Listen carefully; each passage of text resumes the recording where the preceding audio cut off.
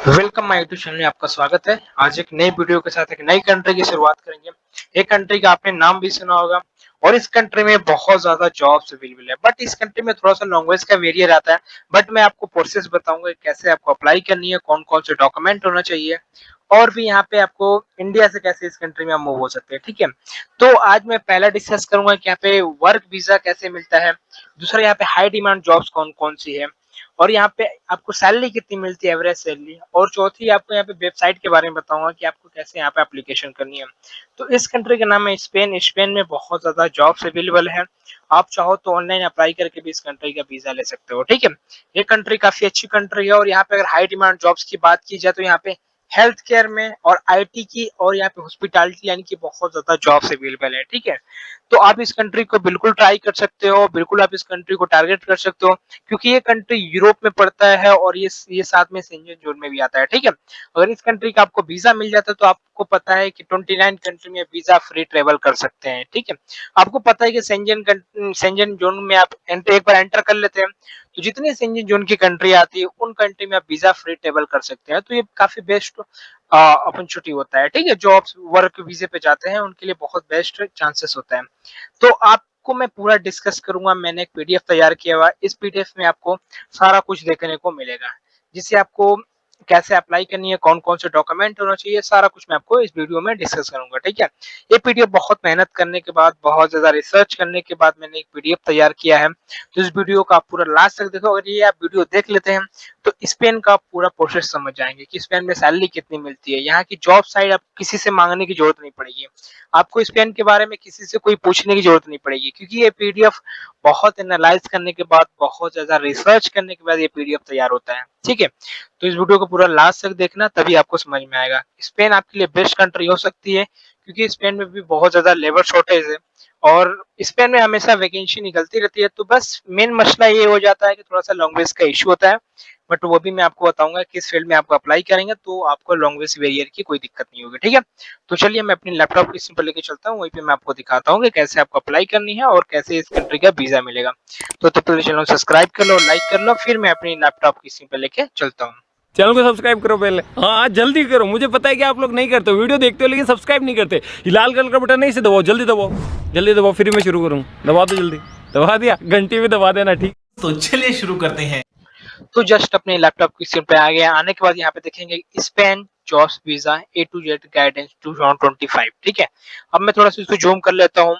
ये आपको फर्स्ट यहाँ पे पोर्शन में आएंगे, फर्स्ट यहाँ पे लिखा हुआ है कि टाइप ऑफ वीजा। ठीक है, किस किस टाइप के वीजा होते हैं। ठीक है, बहुत सारी कंट्री में अलग अलग टाइप के वीजा होते हैं, तो आपको ये भी मैं आपको बताता हूँ। वर्क वीजा होता है, जॉब सीकर वीजा होता है, लिमिटेड टाइम के लिए होता है कि इस कंट्री में जाते हो, वहां पे आप जॉब ढूंढते हो, फिर अपना कन्वर्ट करवाते हो वर्क वीजा में। ठीक है, अब ब्लू कार्ड होता है, स्टूडेंट वीजा होता है, स्टूडेंट जो स्टडी वीजा के लिए आते हैं। सीजनल एग्रीकल्चर वर्क वीजा, ठीक है, जो लोग मतलब एग्रीकल्चर फील्ड में जाते हैं, जिससे इनका सीजन स्टार्ट होता है, तो उनमें आपको ये मतलब लमसम 9 या 6 मंथ का ये वीजा मिलता है, 9 मंथ या 6 मंथ का वीजा मिलता है। तो ये आपको उतने महीने रखेंगे, उसके बाद अपनी होम कंट्री में आपको भेज देंगे। ठीक है, आपको होम कंट्री आना पड़ेगा, फिर सीजन स्टार्ट होता है तो फिर उस कंपनी से बात करके भी जा सकते हो। ठीक है, तो काफी अच्छा होता है, काफी लोग इसमें इसमें अच्छा पैसा भी कमा लेते हैं। तो अगर आप यूरोप की किसी भी कंट्री में जॉब अप्लाई कर रहे हो तो फर्स्ट एक प्रोफेशनल सीवी बनाओ, उसके बाद ही अप्लाई करो। ठीक है, उसके बिना आपका काम नहीं होने वाला है, तो वो आप बिल्कुल बना के रखो। उसके बाद आपको कैसे एप्लीकेशन करनी है आप मेरे वीडियो के माध्यम से आप देख कर सीख जाओगे। अगर आपके पास नहीं है तो आप मुझसे भी कांटेक्ट करके बिल्कुल अफोर्डेबल चार्जेस में बनवा सकते हो। ठीक है, अब हम लोग दूसरा पोर्शन देखते हैं कि यहाँ पे हाई डिमांड जॉब्स। ठीक है, मतलब स्पेन में हाई डिमांड जॉब्स कौन कौन सी है। तो मैंने आपको बताया था कि टूरिज्म की बहुत ज्यादा डिमांड है, बट इस कंट्री में हेल्थ केयर, नर्सिंग और केयर वर्कर की बहुत ज्यादा जॉब्स अवेलेबल है। ठीक है, मतलब नंबर 1 पे हाई डिमांड इस कंट्री में। जैसे केयर क्या होता है कि जिसे आप काफी अच्छा एज हो जाता है तो उनको देखभाल करना होता है। जैसे कोई बच्चा है, एक नैनी के तौर पे वहाँ पे लोग काम करते हैं। तो उस कंट्री में क्या होता है कि जो हस्बैंड वाइफ दोनों जॉब करते हैं, तो जो बच्चों के देखभाल के लिए वो लोग एक पर्सनल मतलब नैनी रखते हैं। ठीक है, जिसे नर्स रखते हैं कि उनको दवा खिलाना, उसको मतलब पूरा देखभाल करना, उसमें भी काफी आपको अच्छी सैलरी मिलती है। ठीक है, और दूसरा यहाँ पे आईटी सेक्टर की। तो आपको पता है कि यूरोप में सबसे ज्यादा आईटी सेक्टर की बहुत ज्यादा डिमांड है। आप स्पेन कोई भी कंट्री आप टारगेट कर सकते हो, अगर आपके पास आईटी फील्ड का एक्सपीरियंस है तो आप बिल्कुल अप्लाई कर सकते हो, कोई भी कंट्री आप टारगेट कर सकते हो, ठीक है। यहाँ पे अगर तीसरी की बात की जाए तो यहाँ पे कंस्ट्रक्शन वर्कर की बहुत ज्यादा डिमांड है, जैसे यहाँ पे लेबर शॉर्टेज है, बड़ी बड़ी कंस्ट्रक्शन की कंपनियां इस कंट्री में, तो यहाँ पे कंस्ट्रक्शन वर्कर के लिए एशियन लोगों को हायर करते हैं, या जो लोग गल्फ में काम कर चुके हैं उनको ये लोग हायर करते हैं, ठीक है। तो आप कंस्ट्रक्शन वर्कर में भी जाते हो तो आपको काफी अच्छी सैलरी मिलेगी। आपको मैं अभी नीचे दिखाऊंगा कि एवरेज सैलरी क्या होगी आपकी, तो इसलिए मैं बोलता हूँ कि वीडियो को पूरा लास्ट तक देखो, तभी आपको समझ में आएगा। आप स्किप करोगे तो आपको कुछ नहीं समझ में आएगा, और आप 5-5 मिनट की वीडियो देखेंगे उनका फायदा होगा। ऐसी वीडियो कोई यूट्यूब पे भी नहीं बताता होगा, इतना डिटेल्स वीडियो, इतना इंफॉर्मेटिव वीडियो, क्योंकि ये पीडीएफ तैयार करने में बहुत मेहनत लगता है, कि एक पोर्शन को लिखना होता है, कहीं गूगल से उठाना पड़ता है, फिर बात करना पड़ता है जो लोग स्पेन में रहते हैं, मतलब अलग अलग तरीके से हम लोग ये एनालाइज करने के बाद फिर पीडीएफ में हम लोग सेट करते हैं, ओके। तो अब यहाँ पे हम लोग एग्रीकल्चर फील्ड में भी अप्लाई कर सकते हैं, सीजन वर्क भी, जो टूरिज्म हॉस्पिटैलिटी सेक्टर में भी अप्लाई कर सकते हैं, ठीक है। जो लोग हॉस्पिटैलिटी लाइन में टूरिज्म सेक्टर में एक्सपीरियंस रखते हैं, होटल मैनेजमेंट किया है, तो इस कंट्री को आप टारगेट कर सकते हैं, क्योंकि आपको पता है कि स्पेन कितनी खूबसूरत कंट्री है। आप इसके अगर गूगल में सर्च करेंगे तो बहुत ज्यादा अच्छे अच्छे व्यू दिखेंगे, और ये टूरिज्म कंट्री है, ठीक है। आपको मैं एक चीज बताना चाहूँ, टूरिज्म कंट्री में क्या होता है कि आपको हॉस्पिटैलिटी लाइन की और यहाँ पे आपको टूरिज्म लाइन में बहुत ज्यादा जॉब्स अवेलेबल होती है, तो आप बिल्कुल इस कंट्री को टारगेट कर सकते हो, क्योंकि अगर इनका सीजन स्टार्ट होता है तो लाखों लाखों लोग इन कंट्री में आते हैं घूमने के लिए, ठीक है। तो यहाँ पे हॉस्पिटैलिटी यानी कि उस समय बहुत ज्यादा जॉब्स अवेलेबल होती है, ठीक है।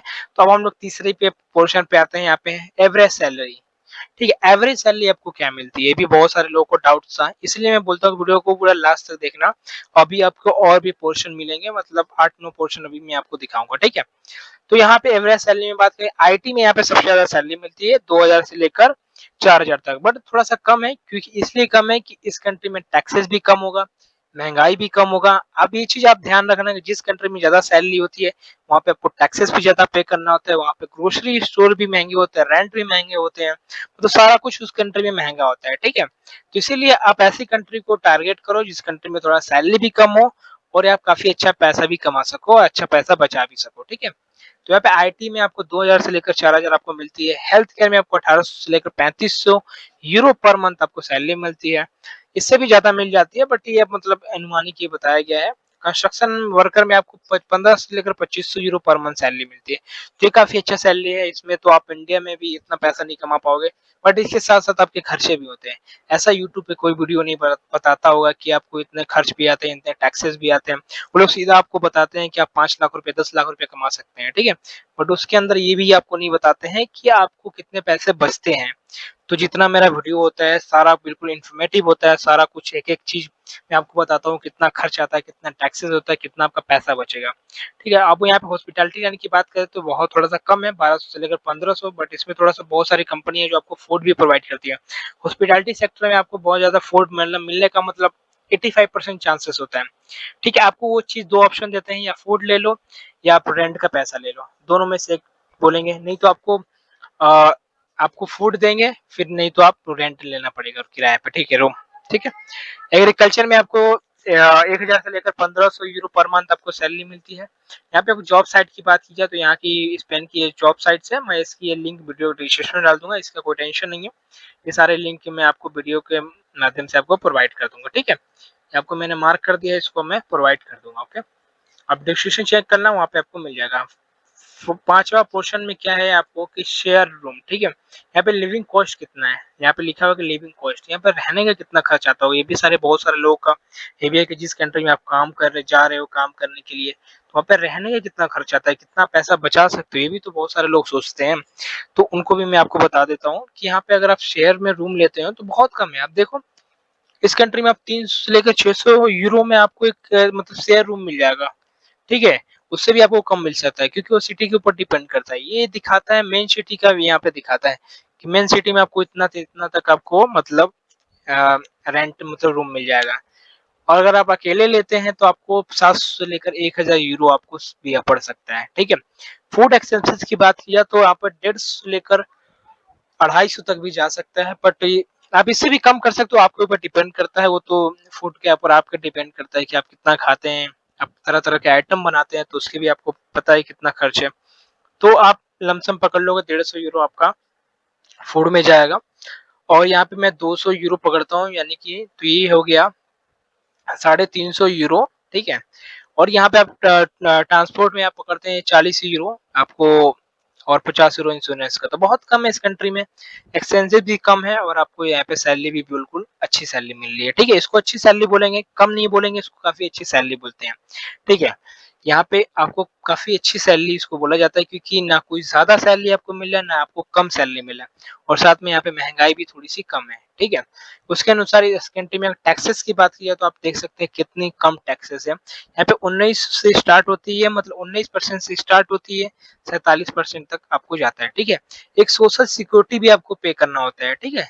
यहाँ पे आपको 6% आपको देना होता है, मतलब सोशल सिक्योरिटी के लिए आपको पे करना होता है। और यहाँ पे भी आपको मुझे मतलब थोड़ा-सा मेरे को डाउट है, बट 30% एक्स्ट्रा क्या होता है, बट इसको मैं आपको रिसर्च करके मैं डिस्क्रिप्शन में इसका भी डाल दूँगा, ठीक है। अब यहाँ पे बॉर्डर कंट्री की बात कर लेते हैं, बॉर्डरिंग कंट्री, इनकी नेबर कंट्री कौन-कौन सी है? तो इसके बगल में काफ़ी अच्छी कंट्री है, फ्रांस है, पुर्तगाल है, होंडुरा है, ये मतलब यूके की एक है और उसके बाद ये ओशियन है, ठीक है। तो ये इसकी नेबर कंट्री की बात की जाए तो 2 3-4 कंट्रियाँ हैं इसके पास। अब यहाँ पे अपॉर्चुनिटी ऑफ इंडियन, मतलब इंडिया के लिए आप क्या अपॉर्चुनिटी है इस कंट्री में? तो इस कंट्री में क्या है कि आपको Spanish employees do you hire Indians, ठीक है।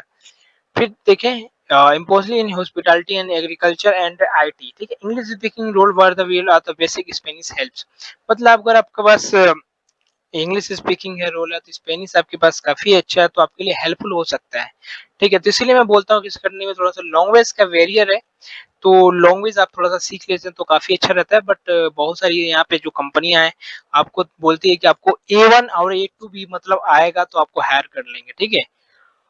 A2 और A1 बहुत कम होता है, तो अगर आप वो भी सीख लेते हैं तब भी इस कंट्री में आपको जॉब्स मिल जाती है, ठीक है। बट इंग्लिश कंट्री में इंग्लिश भी आपको जॉब्स मिलती है, बट बहुत सारी कंपनियां ऐसी है जो आपको मतलब इंग्लिश में भी हायर कर लेती है। बहुत सारी ऐसी कंट्री है जो आपको स्पेनिश आपको बिल्कुल मैंडेटरी करती है, ठीक है। तो ये चीज आप बिल्कुल थोड़ा सा इशू होता है ये कंट्रियों में, क्योंकि अगर आपको माल्टा बहुत बढ़िया कंट्री है, माल्टा में आपको कोई इंग्लिश, आयरलैंड हो गया, आयरलैंड में बिल्कुल अप्लाई कर सकते हैं, माल्टा में अप्लाई कर सकते हैं, ये लोग इंग्लिश स्पीकिंग कंट्री है, ठीक है। आप साइप्रस में अप्लाई कर सकते हैं, क्रोएशिया में अप्लाई कर सकते हैं और यहाँ पे रोमानिया में भी अप्लाई कर सकते हैं, ठीक है। तो ये कंट्री में आप बिल्कुल अप्लाई कर सकते हैं अगर आपको तो इंग्लिश काफी अच्छी है, थोड़ा सा भी आपका कमजोर है तब भी चल जाएगा इस कंट्री में। अब हम नवा पोर्शन देखते हैं कि एप्लीकेशन प्रोसेस क्या होता है। प्रोसेस सेम होता है कि आपको जॉब सर्च करना होता है ऑनलाइन प्लेटफॉर्म पे, उसके बाद आपको जॉब ऑफर लेटर लेना होता है, एम्प्लॉयर से आपको वर्क परमिट अप्लाई करवाना होता है, उसके बाद अप्लाई फॉर स्पेनिश नेशनल मतलब टाइप डी वीजा, मतलब यहाँ पे मिलेगा आपको 1 साल का, वो करना पड़ता है। ट्रेवल टू स्पेन आ सकते हैं, फिर register to local town hall करना पड़ता है। यहाँ पे कोई एक स्टार्ट करने के लिए आपको कोई एक लीगली एक मतलब वेरीफाई करवाना पड़ता है, ठीक है। तो ये आपको मेन मतलब ये है कि आपको यहाँ से लेकर आपको मतलब इंडिया में ये आपको प्रोसेस करना है, 4 प्रोसेस आपको इंडिया में करना है, ठीक है। ये आपका 4 प्रोसेस होता है, उसके बाद आप स्पेन में ट्रेवल कर सकते हैं। ये आपका यहाँ से आप स्पेन में जाएंगे तब ये आपका स्टार्ट होगा, ठीक है। तो ये आपका प्रोसेस था और ये स्पेन की पूरी डिटेल्स थी। ये वीडियो काफी इंफॉर्मेटिव लगा होगा आपको और ये वीडियो अपने दोस्तों में जरूर शेयर करना, क्योंकि ऐसी वीडियो बहुत कम आपको यूट्यूब पे मिलेगी, ठीक है। तो और भी किसी कंट्री पे ऊपर आपको डाउट्स है और किसी कंट्री के ऊपर आप वीडियो बनाना चाहते हैं, आप उस कंट्री में मूव होना चाहते हैं, आपको ड्रीम कंट्री है, तो बिल्कुल आप मुझे कमेंट करना, मैं पूरा ट्राई करूंगा उस कंट्री के ऊपर वीडियो लाने का और ये वीडियो अपने दोस्तों में जरूर शेयर करना, ठीक है। तो वीडियो मैं यहीं से एंड करता हूँ और अपना CV एंड क्वार्टर बनाओ, उसके बाद आप कंटिन्यू जॉब्स अप्लाई करो, ठीक है। आपको डीमोटिवेट नहीं होनी है। और भी सारी कंट्रियां हैं और भी कंट्री में आप अप्लाई कर सकते हो, बट आप फर्स्ट प्रोफेशनल CV बनाओ, उसके बाद किसी कंट्री में भी आप टारगेट कर सकते हो, ठीक है। तब तक के लिए मैं यहीं से अपना वीडियो खत्म करता हूँ। अपना ध्यान रखना। Thank you so much. आज के लिए फिलहाल इतना ही। आपकी तरह मैं भी मायूस हूँ, लेकिन उम्मीद पर दुनिया कायम है। दिल दुखा है लेकिन टूटा तो नहीं है और उम्मीद का दामन छूटा तो